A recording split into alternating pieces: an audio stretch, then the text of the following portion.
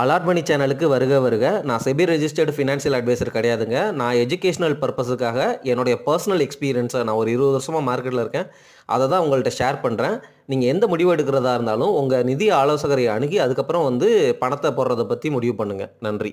Allot மணி சேனலுக்கு வருக வருக. இந்த சேனலுக்கு இன்னும் நீங்கள் சப்ஸ்கிரைப் பண்ணலைன்னா தயவு செஞ்சு சப்ஸ்கிரைப் பண்ணிக்கோங்க. பெல் பட்டனையும் கிளிக் பண்ணிக்கோங்க.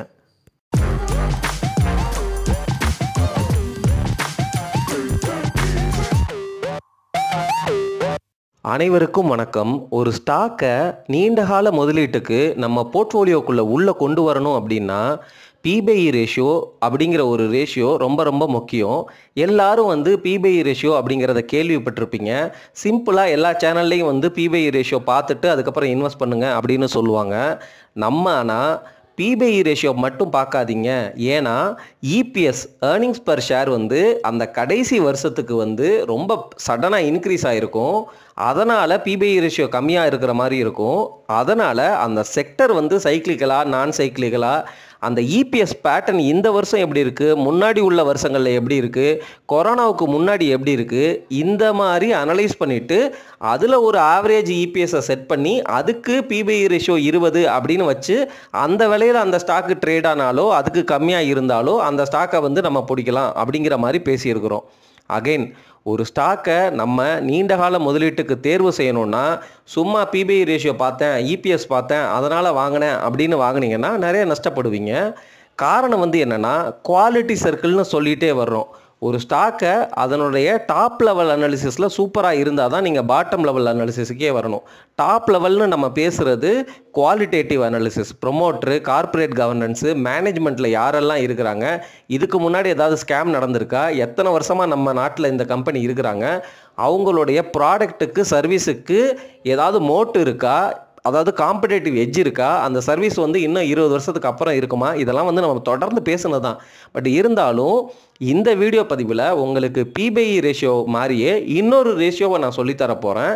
அந்த ரேஷியோவை பற்றி பேசுகிறதுக்கு முன்னாடி ஒரு குயிக் ரீகேப்பாக, ஒரு ஸ்டாக்கை நீங்கள் பாட்டம் லெவல் அனாலிசிஸில் தேர்வு செய்கிறீங்க, அதாவது டாப் லெவல் அனாலிசிஸில் உங்களுக்கு ஓகேயா தோணிருச்சு அந்த ஸ்டாக்கு, நீங்கள் பெரும்பாலும் ஒரு நிஃப்டி 100க்குள்ளே உள்ள ஒரு ப்ரைவேட் கம்பெனியை எடுக்கும் பொழுது மிகப்பெரிய ரிசர்ச்லாம் பண்ணணுங்கிற அவசியம் வராது. டைரெக்டாகவே நீங்கள் பாட்டம் லெவல் அனாலிசிஸ்க்குள்ளே போகலாம். அகெயின் நிஃப்டி 100க்குள்ளேயுமே உங்களுக்கு அந்த ஸ்டாக் நேமெல்லாம் நல்லா ஃபெமிலியர் ஆகி நாலேஜபிள் பர்சனாக இருந்து ஸ்டாக் மார்க்கெட்டில் ஒரு 5-6 வருஷம் நீங்கள் கேள்விப்பட்ட கம்பெனிகள், அப்சர்வ் பண்ண கம்பெனிகள் அப்படின்னா நீங்கள் ரிசர்ச் ரொம்ப பண்ண தேவையில்லை. புரியுதுங்களா?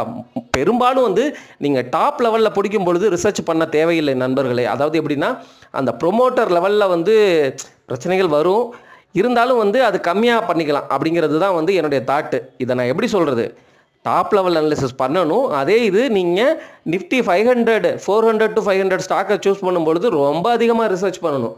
அதே இது நிஃப்டி 200 to 300 பார்க்கும் பொழுது இன்னும் கொஞ்சம் கம்மியாக அனலைஸ் பண்ணுற மாதிரி இருக்கும். பட் அதுவுமே ரொம்ப ரிசர்ச் பண்ணணும்.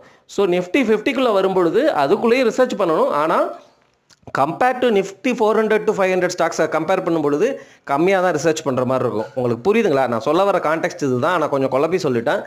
பட் இருந்தாலும் நம்ம டாபிக் உள்ள போயிடலாம். ஒரு கம்பெனியை நீங்கள் போர்ட்ஃபோலியோக்குள்ளே கொண்டு வர்றீங்க அப்படின்னா ஹோலிஸ்டிக்காக ரிசர்ச் பண்ணணும் நண்பர்களே. அது எந்த செக்டரில் இருக்குது, அந்த ஸ்டாக்கை அந்த செக்டரில் உள்ள டாப் மோஸ்ட் கம்பெனி கூட கம்பேர் பண்ணுங்கள். அவங்களுடைய ரேஷியோலாம் எப்படி இருக்குது, இந்த கம்பெனி எல்லாருக்கும் தெரிஞ்ச ஒரு ப்ளூ சிப் கம்பெனி தானா, இந்த கம்பெனியை நான் ஏன் வாங்கணும், இதை விட பெட்டரான கம்பெனி இதை விட கம்மியான வேல்யூவேஷனில் கிடைக்குதா, இந்த மாதிரிலாம் பார்க்கணும் நண்பர்களே. நம்ம தொடர்ந்து பேசிட்டு வர்ற விஷயங்களையும் நீங்கள் கண்டிப்பாக அனலைஸ் பண்ணணும். எப்போ டாப் லெவலில் அந்த கம்பெனி உங்களுக்கு புரிஞ்சிருச்சு, இந்த செக்டரில் இருக்கிறாங்க, இந்த ப்ரொமோட்டரை பற்றி நமக்கு நல்லா தெரியும், இந்த மேனேஜ்மெண்ட் மேலே எனக்கு நம்பிக்கை இருக்குது, இந்த ஸ்டாக்கு நல்ல வேல்யூவில் பிடிக்கணும், அதாவது இந்த ஸ்டாக்கு ரொம்ப நல்ல ஸ்டாக்கு சரிங்களா, ஆனால் வேல்யூவேஷன் பார்க்குறதுக்கு தான் நீங்கள் பாட்டம் லெவல் அனாலிசிஸ் வரணும். அந்த பாட்டம் லெவல் அனாலிசிஸில் ஆர்ஓஇ, ஆர்ஓசிஇ இது எப்படி ஹிஸ்டாரிக்கலாக இருந்திருக்கு அப்படிங்கிற மாதிரி பார்க்கணும். ப்ராஃபிட் ஆஃப்டர் டேக்ஸ் மார்ஜின் எப்படி இருக்குது அப்படிங்கிறத பார்க்கணும். முக்கியமாக டெப்ட் டு ஈக்விட்டி ரேஷியோ எப்படி இருக்குன்னு பார்க்கணும். ப்ரொமோட்டர் அந்த கம்பெனியில் எவ்வளவு ஷேர் ஹோல்டிங் வச்சுருக்கிறாங்க அப்படிங்கிறத பார்க்கணும்.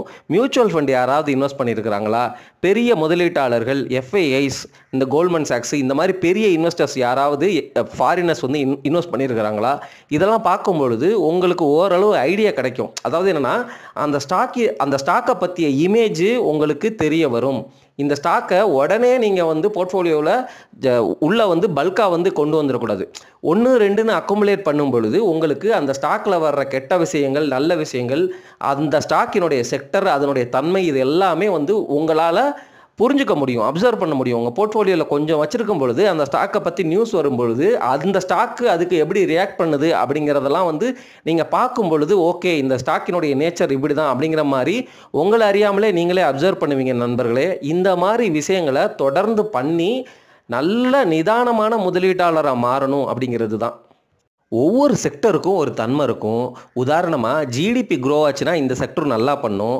ஜிடிபி க்ரோ ஆகுதோ க்ரோ ஆகலையோ எஃப்எம்சிஜி செக்டர்லாம் வந்து மக்கள் கன்சியூம் பண்ணிகிட்டே இருப்பாங்க. அதனால் இதெல்லாம் ஸ்டேபிளாக இருக்கும். ஆனால் வேல்யூவேஷன் அதிகமாக இருக்குது. இந்த மாதிரி உங்களுக்கு புரிஞ்சுக்கிற தன்மை வேணும் நண்பர்களே. அது மட்டும் இல்லாமல் இண்டிகேட்டர்ஸ், க்ரூட் ஆயிலை வச்சு இந்த செக்டரில் எப்படி இம்பேக்ட் இருக்க போகுது, ஃபெட்டு ரேட் கட் பண்ணால் எப்படி இம்பேக்ட் இருக்க போகுது, நம்ம ஆர்பிஐ ரேட் கட் பண்ணால் எப்படி இம்பேக்ட் இருக்க போகுது, மேனுஃபேக்சரிங், சர்வீசஸ் செக்டர், மான்சூனு, இந்த மாதிரி பல இண்டிகேட்டர்ஸை வச்சு இந்த ஸ்டாக்கு எப்படி பிஹேவ் பண்ணுது அப்படிங்கிற மாதிரியெல்லாம் நீங்கள் வந்து புரிஞ்சுக்கும் பொழுது, ஃபார் எக்ஸாம்பிள் ஆட்டோ செக்டராக மந்த்லி சேல்ஸ் டேட்டா ரிலீஸ் பண்ணுவாங்க. அதில் ரீட்டைல் எவ்வளோ வாங்கியிருக்கிறாங்க, ஹோல்சேல் டீலருக்கு மட்டும் போயிருக்கு, ஆனால் ரீட்டைலுக்கு போகலை. ஸோ இந்த மாதிரி நியூவன்சஸ் எல்லாம் நீங்கள் தொடர்ந்து மார்க்கெட்டில் இருக்கும் பொழுது புரிஞ்சுக்க ஆரம்பிப்பீங்க. அதுக்கப்புறம் நீங்கள் வந்து ஹோலிஸ்டிக்காக முடிவு எடுக்கணும் நண்பர்களே. சிம்பிளாக வந்து ரேஷியோ பார்த்துட்டேன் அப்படிங்கிற மாதிரிலாம் முடிவு எடுக்கக்கூடாது. இந்த மாதிரி நல்ல புரிதலை வளர்த்துக்கிட்டு அதுக்கப்புறம் வந்து அந்த ஸ்டாக்கினுடைய விலை சரிங்களா கிராஷ் ஆகி ஒரு மாதிரி கன்சாலிடேஷன் ஜோனில் இருக்குது அல்லது நல்ல வேல்யூவேஷன் ஜோனில் இருக்குது, இந்த ஸ்டாக்கு வந்து இன்னமும் வந்து ஃபியூச்சர் இருக்கிற ஸ்டாக்கு, இந்த மாதிரி உங்களுக்கே ஓரளவு ஐடியா வந்துடும். அதுக்கப்புறம் தான் உங்களுடைய எமோஷன் பிளே அவுட் ஆகும். இந்த ஸ்டாக்கை எந்த குவான்டிட்டியில் நம்ம போர்ட்ஃபோலியோவில் வச்சுக்கணும்னு நினைக்கிறோம், இந்த ஸ்டாக்கு 5% அலோகேஷன் கொடுக்கறதுக்கு தகுதியான ஸ்டாக்கு தானா, அப்போது அந்த 5% அலோகேஷனில் இன்றைக்கி இருக்கிற மார்க்கெட் கான்டெக்ஸ்டில் நிஃப்டி வந்து 22 பிஇ இருக்குது, இந்த ஸ்டாக்கினுடைய பிஇ வந்து 22 இருக்குது, 22 பிஇங்கிறது ஸ்லைட்லி எக்ஸ்பென்சிவ், அதனால் நான் தொடர்ந்து கொஞ்சம் கொஞ்சமாக அக்குமுலேட் பண்ணுறேன் அப்படிங்கிற மாதிரி போகலாம். ஒருவேளை மார்க்கெட் இங்கேருந்து கிராஷ் ஆகி இந்த ஸ்டாக்கும் வந்து ஒரு 18 பிக்கு வருதுன்னு வச்சுக்கோங்களேன், ஆஹா அற்புதமான ஸ்டாக்கு அப்படின்னு சொல்லிட்டு அந்த இடத்துல ஒரு பல்க் இன்வெஸ்டிங் பண்ணலாம். இப்போ பல்க் இன்வெஸ்டிங் பண்ணும்பொழுது உங்களுடைய போர்ட்ஃபோலியோவில் இந்த ஸ்டாக்கு லார்ஜ் கேப் ப்ளூ சிப்பாக இருக்கிற பட்சத்தில் நீங்கள் 5% அலோகேஷன் கொடுக்கணும்னு நினைக்கிறீங்க. இந்த ப்ராசஸில் ஆல்ரெடி 3% அலோகேஷன் கொடுத்துட்டீங்க. இப்போ 18 பியில் இருந்த ஸ்டாக்கு 2020 கிராஷ் மாதிரி நடந்து மறுபடியும் உங்களுக்கு 14 பிஇ 15 பிக்கு போகுது. அப்போ என்ன பண்ணுறீங்க, மிச்சம் இருக்கிற 2%க்கும் மொத்தமாக வாங்கிடுறீங்க. அப்போ 5% வந்து போர்ட்ஃபோலியோவில் அலோகேஷன் கொடுத்துட்டீங்க. இப்போ என்ன நடக்க போகுது, மறுபடியும் ஸ்டாக்கு கீழே போகுது. அப்போது நீங்கள் வாங்கக்கூடாது. அந்த ஸ்டாக்கை வாங்காமல் வேறு ஏதாவது ஸ்டாக்கில் நீங்கள் அலோகேஷன் கொடுக்க முடியுமா அப்படிங்கிறத பார்க்கணும்.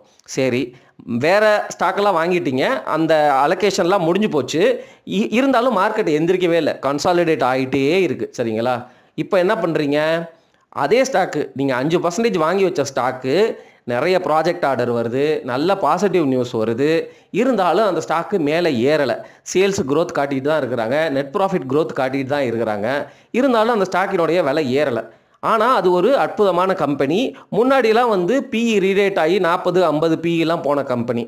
அப்போ நீங்கள் என்ன யோசிக்கிறீங்க, சரி இந்த கம்பெனி வேறு எங்கேயும் எனக்கு ஆப்பர்ச்சுனிட்டி இல்லை, ஆனால் இந்த கம்பெனி வந்து ரொம்ப நாளாகவே வந்து படுத்து கிடக்குது, நம்ம 5% அலோகேஷன் ஆல்ரெடி கொடுத்துட்டோம், இப்போது இந்த ஸ்டாக்குக்கு ஒரு எக்ஸ்ட்ரா 2% அலோகேஷன் பிரித்து தொடர்ந்து அக்குமுலேட் பண்ணி கொடுக்கலாமா அப்படின்னு யோசிச்சுட்டு அந்த இடத்துல துணிச்சலாக நீங்கள் வந்து 2-3% எக்ஸ்ட்ரா அலோகேஷன் கொடுத்து 8% வரைக்கும் அந்த ஸ்டாக்கினுடைய அலோகேஷனை உங்கள் போர்ட்ஃபோலியோக்கு கொண்டு வர்றீங்க.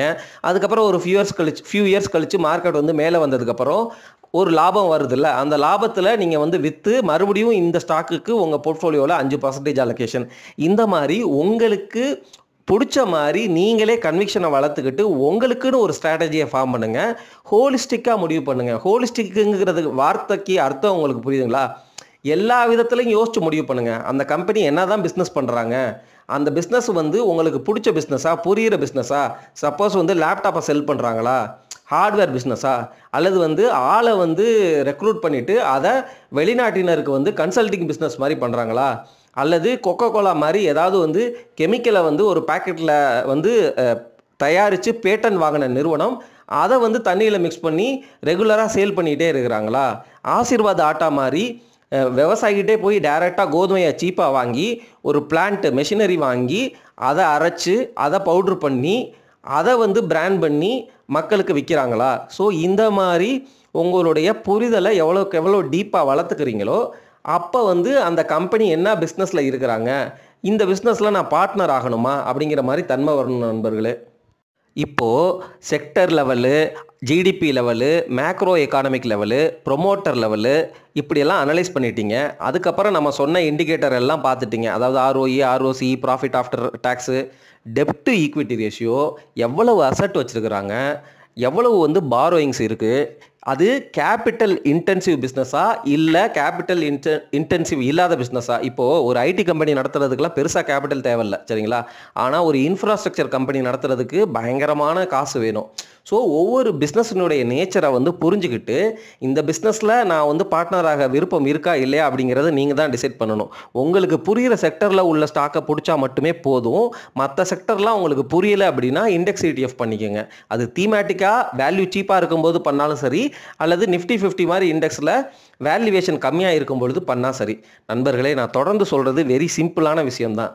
நீங்கள் இண்டெக்ஸில் முதலீடு பண்ணாலும், மியூச்சுவல் ஃபண்டில் முதலீடு பண்ணாலும், ஸ்டாக்கில் முதலீடு பண்ணாலும் ஒரு பிஸ்னஸில் பார்ட்னர் ஆகுறீங்க. இண்டெக்ஸில் போட்டால் 50 பிஸ்னஸில் டேரெக்டாக பார்ட்னர் ஆகுறீங்க. மியூச்சுவல் ஃபண்டில் போட்டால் 70 பிஸ்னஸில் டேரெக்டாக பார்ட்னர் ஆகுறீங்க. அப்போது 70 பிஸ்னஸ் என்னென்னங்கிறத நீங்கள் வந்து தெரிஞ்சுக்கணும். அந்த 70 பிஸ்னஸ்லையும் என்ன வேல்யூ இருக்குது, நீங்கள் காசு போடும் பொழுது அந்த வேல்யூவில் போய் ஒரு போர்ஷன் வந்து அந்த பிஸ்னஸில் வந்து டிப்ளாய் ஆகும். அதெல்லாம் நீங்கள் புரிஞ்சுக்கணும். ஸோ சிம்பிளாகவே நம்ம சொல்கிற இந்த PBI ரேஷியோ வேல்யூவேஷன் இருக்குது பார்த்தீங்களா, அது மியூச்சுவல் ஃபண்டுக்கும் இருக்குது, இண்டெக்ஸுக்கும் இருக்குது. இப்போது எந்த PBI ரேஷியோவில் இருக்குது, ஹிஸ்டாரிக்கலாக எந்த PBI ரேஷியோவில் அவங்க ட்ரேட் ஆகிருக்கிறாங்க. அதுக்கப்புறம் வந்து மியூச்சுவல் ஃபண்டு அப்படின்னு பார்த்தீங்கன்னா ஆல்ஃபா, இந்த ஷார்ப் ரேஷியோ இந்த மாதிரிலாம் பேசியிருக்கிறோம். பல வீடியோக்கள் இருக்குது. இதெல்லாம் வந்து கஷ்டமே கிடையாது. கொஞ்சம் கொஞ்சம் நீங்கள் வந்து பார்த்து புரிஞ்சுக்கிட்டு அதுக்கப்புறம் நீங்கள் வந்து முதலீடு பண்ணுங்கள். அதுக்காக நான் வந்து எல்லாத்தையும் கற்றுக்கிட்டு முதலீடு பண்ணுவேன்னு வெயிட் பண்ணாதீங்க. நீங்கள் start your index ETF, SIP, mutual ஃபண்டெல்லாம் வாங்குங்க. டேரெக்டாக ப்ளூ சிப் கம்பெனிகள், நம்ம பேசுகிற கம்பெனிகள்லாம் உங்களுக்கு பிடிச்சிருக்குன்னா வாங்குங்க. ஆனால் இன் பேரலல் டு தட் உங்களுடைய நாலேஜை வந்து கொஞ்சம் அட்வான்ஸ் லெவலுக்கு எடுத்துகிட்டு போய் இந்த மாதிரியும் வந்து யோசிச்சுட்டு அதுக்கப்புறம் நீங்கள் வந்து உங்களுடைய எஃபெக்டிவ்னஸை இம்ப்ரூவ் பண்ணுறீங்க. புரியுதுங்களா? நான் சொல்கிற ஐடியா வந்து வெரி வெரி சிம்பிள். குவாலிட்டியை நான் ஃபோக்கஸ் பண்ணுறேன்.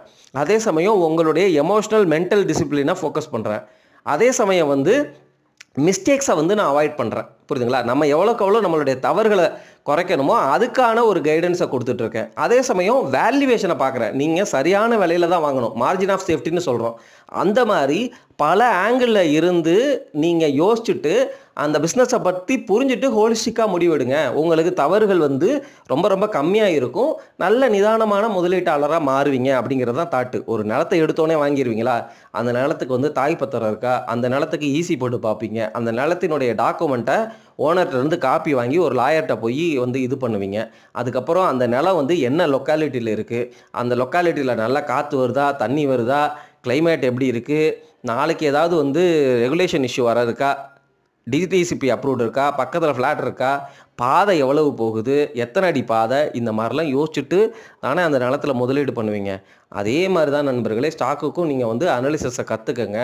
ஸ்டாக்குங்கிறது ரொம்ப ரொம்ப இம்பார்ட்டண்ட்டான அசட் கிளாஸ் நண்பர்களே. நீங்கள் நிலம் வாங்குறதுக்கு எப்படி யோசிக்கிறீங்களோ அதே மாதிரி ஒரு பிஸ்னஸை எப்படி அனலைஸ் பண்ணுறதுங்கிறத கற்றுக்கணும். வேறு ஒன்றுமே கிடையாது. ஆனால் நம்ம ட்ரெடிஷ்னலாக கோல்டு வாங்குறது எப்படி அப்படிங்கிறது வந்து கற்றுக்கிறோமோ கற்றுக்கலையோ போய் ஒரு ஜுவல்லர்கிட்ட கோல்டுன்னு ஒன்று வாங்கிடுறோம். அதுலேயுமே எஃபெக்டிவ்னஸை இம்ப்ரூவ் பண்ணுறதுக்கு கோல்டு பீஸு அல்லது ஃபிசிக்கலாகவே கோல்டு பாரு, கோல்டு காயினு அல்லது சாவரின் கோல்டு பாண்டு மாதிரி ஏதாவது சூப்பரான ப்ராடக்ட் கிடச்சிச்சின்னா அதில் இன்வெஸ்ட் பண்ணுறது. ஸோ இந்த மாதிரி நீங்கள் மார்க்கெட்டில் தொடர்ந்து இருக்கும் பொழுது உங்களுடைய எஃபெக்டிவ்னஸ் அந்த இம்ப்ரூவ் ஆகும். நீங்கள் மியூச்சுவல் ஃபண்டு வச்சுருக்கிறதுல தப்பு இல்லை. ஆனால் வருஷம் 1.5% கமிஷன் கொடுக்கும் பொழுது நீங்கள் நீண்டகால முதலீட்டாளராக 15 வருஷம் இருக்கும் பொழுது எவ்வளோ காசை கொடுக்குறீங்க அப்படிங்கிறது தான் வந்து நம்மளுடைய கேள்வி. அதை எப்படி குறைக்கிறது அப்படிங்கிற மாதிரி தான் வந்து நம்ம வந்து பேசிகிட்டு இருக்கிறோம். ஸோ பேசிக்காக நீங்கள் பிகினர் லெவலில் இருக்கும் பொழுது இண்டெக்ஸ் ETF பண்ணுங்கள், மியூச்சுவல் ஃபண்டு பண்ணிக்கங்க. இன் பேரலல் டு தட் நாலேஜை வளர்த்து எந்த காலகட்டத்துக்கு எது சரியான முதலீடு, RBI ரேட் பண்ண போகிறாங்களா, அப்போ வந்து FDலேருந்து டெப்ட்டுக்கு மூவ் ஆகலாமா, அல்லது வந்து டெப்ட்டில் இப்போவே வந்து நம்மளுடைய இன்ட்ரெஸ்ட் ரேட்டை லாக் பண்ணலாமா. ஸோ இந்த மாதிரி நீங்கள் ரியல் முதலீட்டாளராக நல்ல ப்ராஃபிட்டை மேக்ஸிமைஸ் பண்ணுறதுக்கான ஐடியாக்களையும் நான் தொடர்ந்து கொடுத்துட்ருக்கிறேன்.